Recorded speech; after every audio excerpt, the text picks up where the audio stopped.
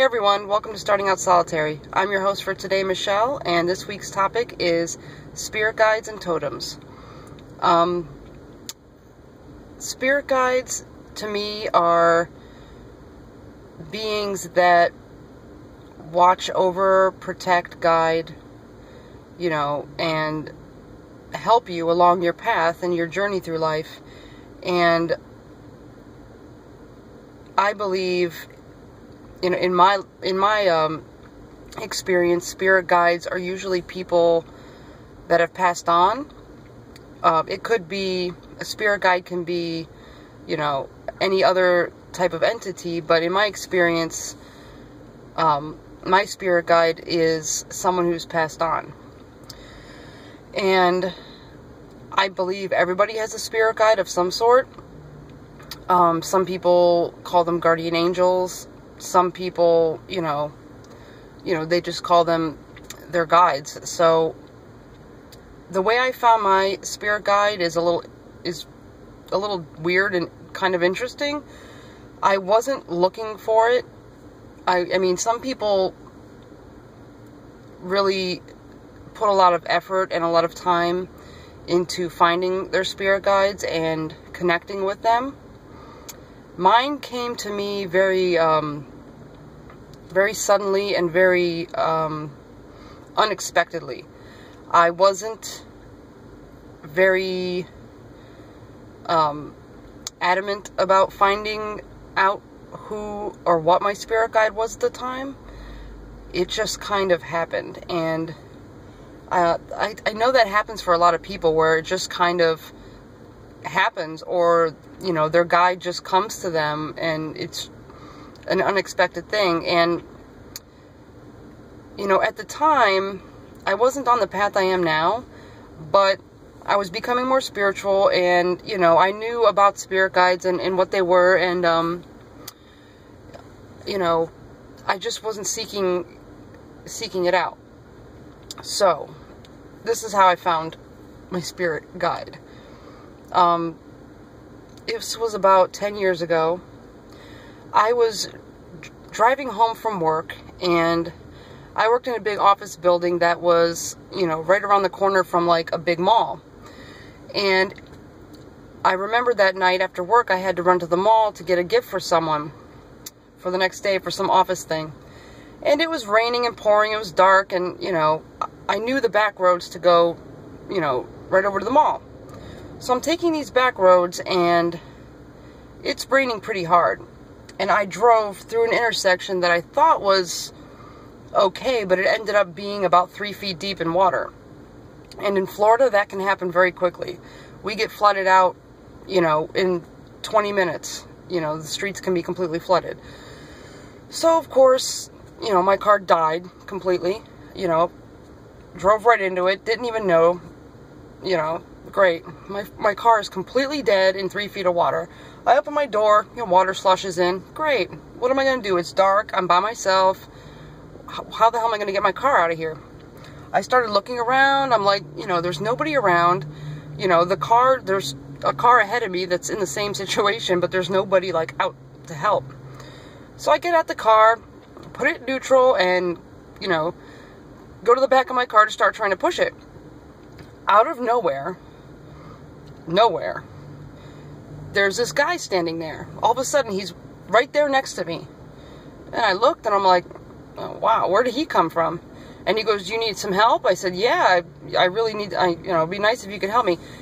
And he goes, here, and he hands me his wallet and his keys. Like, you don't know me, you're just going to hand me your wallet? Okay, whatever.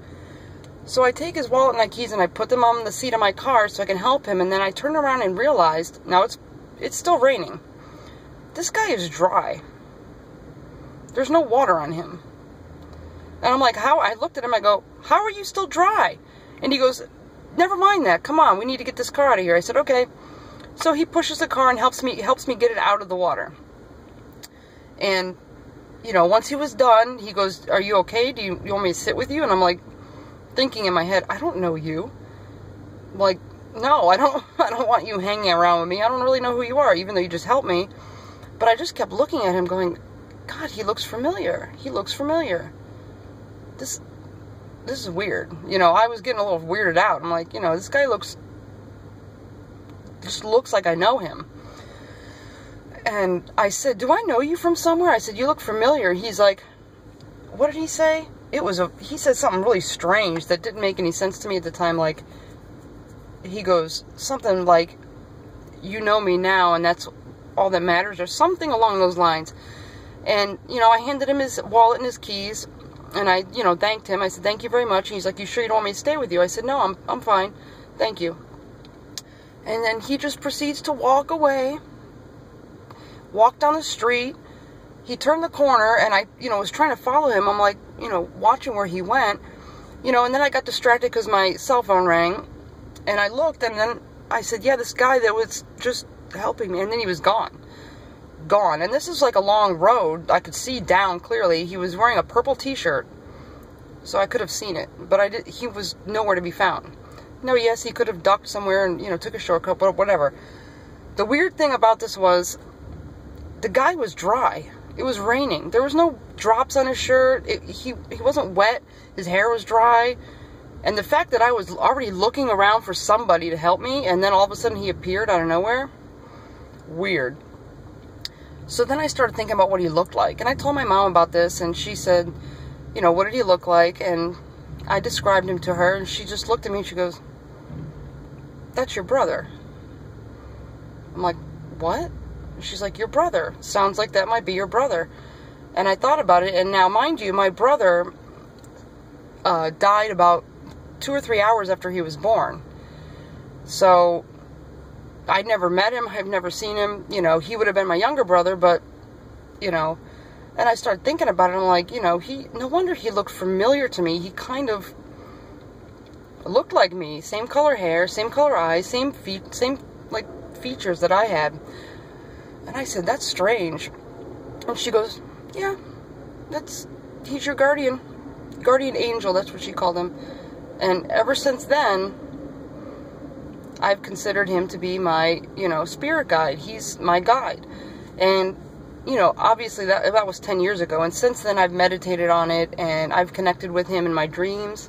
I've connected with him during meditation. I know he's with me. I know he's guiding and helping me, and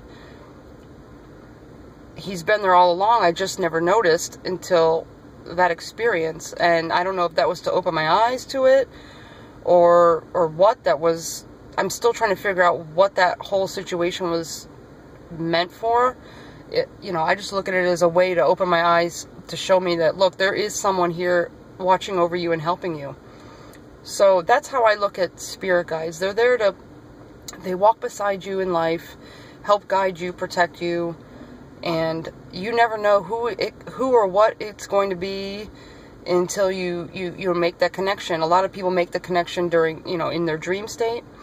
A lot of other people make the connection during meditation, deep meditation.